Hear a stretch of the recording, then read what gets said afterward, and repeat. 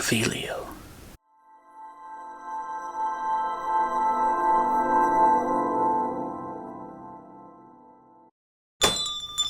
Welcome, wizards, witches, and nomads. My name's David Cicello, and thank you for taking the time out of your day and visiting my channel, Wands and Reviews.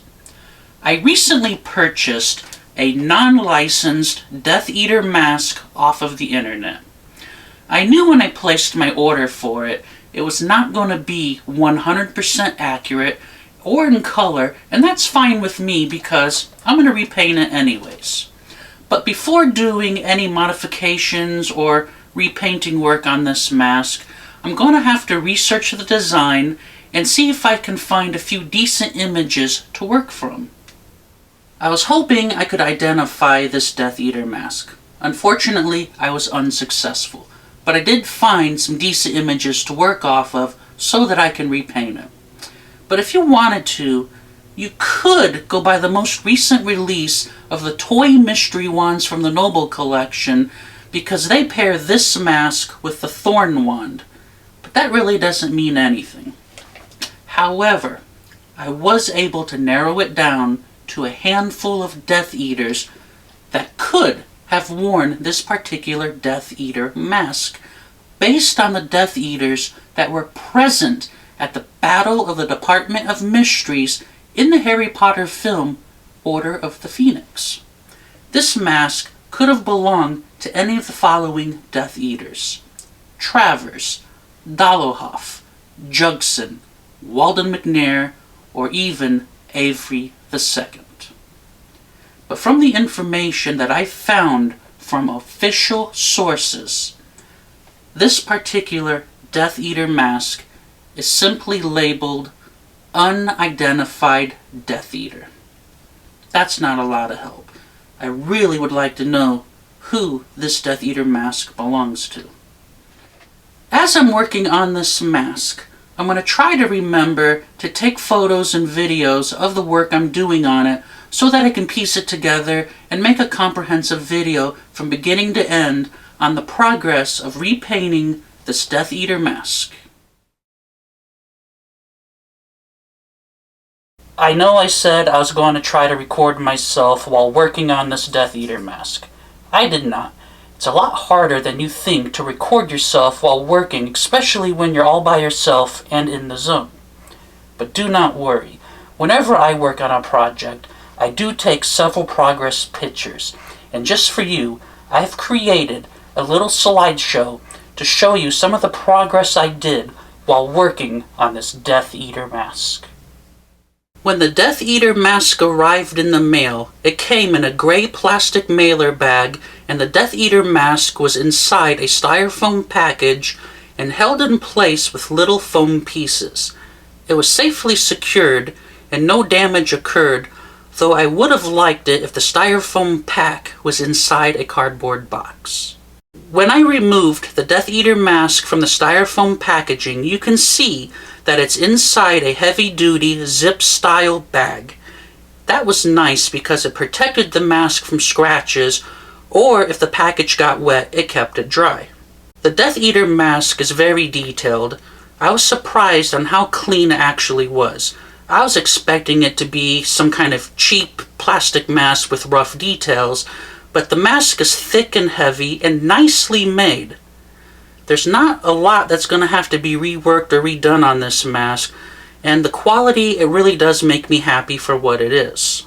The back side of the Death Eater mask is lined with some foam, and has an adjustable buckle strap so you can comfortably wear it if you choose to.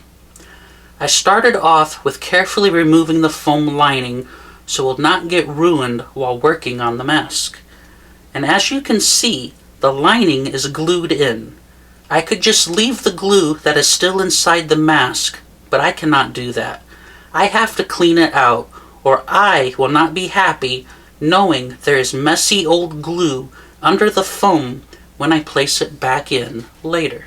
Using some Goo Gone, I let the remaining glue and foam soak. I used my fingers to remove what I could to the best of my ability. Not all of it was coming out. I wanted to remove all of the old glue, so I used some sandpaper to remove the remaining parts of it. This is when I decided that I have to remove the strap. I drilled out the 2 rivets that were holding the strap onto the mask and I placed them aside. I'll have to get new rivets when I reinstall the straps. I continued to clean the glue out of the mask and then I washed it really good. After the back side of the mask was glue-free and the entire mask was washed clean, I started to prime the mask black. I started with the back side of the mask. When dry, I'll flip it over and prime the front side of the mask. The back side of the mask has dried and I primed the front side. As you can see, it's starting to look much better than the way I received it. The black is really making the mask start to look menacing. When the primer was completely dry, I lightly sanded the black primer and gave the entire mask a nice warm soapy bath. When the mask is dry, I will begin the painting process. I gathered my chosen paint colors. I gave the Death Eater mask a base coat of silver color paint. I'm not worried about paint getting into the carved in details. I'll be filling those in later with black paint. After the light base coat of silver had dried, I lightly sanded it. I wiped the mask clean and then added my second layer of bronze color. I did not cover the entire mask. I misted some of the bronze color in different spots for variety. I want to make the mask have a color shift and not be a solid color when completed. Before the bronze color had fully dried in the sun, I lightly misted some flat black paint onto the mask. This will just give the colors some depth. I finish the Death Eater's mask final layer of color with a light misting of metallic taupe. This color will blend the layers to make the mask look worn. Now to let it dry before I start painting in the details. With some black watered down paint, I washed it into the carved areas of the Death Eater mask. I did small sections at a time and immediately wiped off the excess with a cloth. I was not worried about filling in the lines completely. I then brushed in some black around the mask to give it some shadow, but mainly around the eyes, just to give the mask some dark character. At this point, the mask is finished being repainted, and I'm reattaching the 2 straps with new rivets. I'm not going to paint the rivets. After I got the straps riveted back onto the mask, I glued the foam padding back into the mask. I used clothespins to hold the foam in place while the glue dried.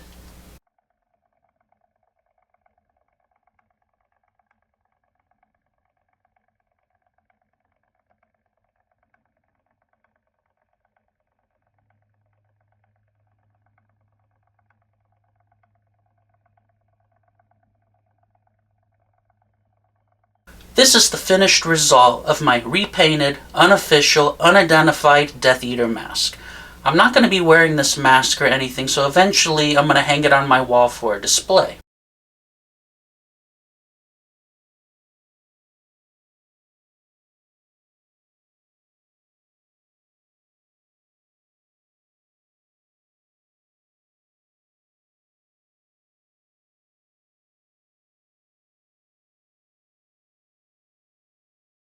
I really hope you enjoyed watching the progress of this Death Eater mask repainting, and if you did, please click on that thumbs up button, and if you would, subscribe to my channel. I do appreciate it, and remember to share this video with your family and your friends.